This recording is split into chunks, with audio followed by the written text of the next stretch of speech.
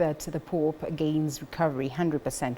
What do you say about the Pope? At least some good news. Yes, it's good news. You know, the mongers of falsehoods had all manner of stories a few weeks ago, but it's good to see that the Pope is up. Right. And we hope he will soon be about. Yes, there you go, up and about. And back to the IEBC, that a majority of Kenyans have exhibited some element of fear that looking at the IEBC process, there are possibilities that, you know, this is a process that, first of all, is influenced by some, you know, politicians, the executive for that matter, and they say that then that would get the entire process compromised. Do you have any form of fear as to this? I think, and without any intended cynicism, the parties that have been known to kick up controversy around the IEBC have now bundled themselves on one side of the political equation in the country. And I do expect that in their balancing of mathematics, of equations, that this is one of the issues that they have balanced, and therefore that there will be a minimum of controversy.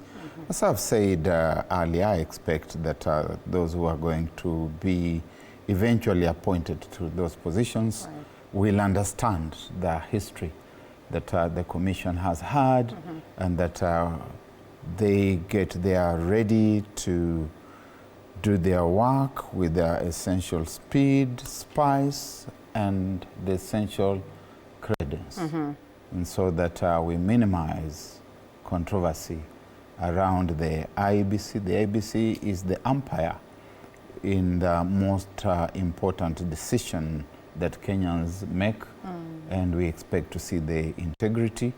There are people who are seasoned, the list that I have seen. I don't want to foreground any names at this point, but let's see how it goes. Let's see how it goes. I mean, maybe as we close on this one, that it now is about to cross to the line where the Constitution talks about the interests of the people.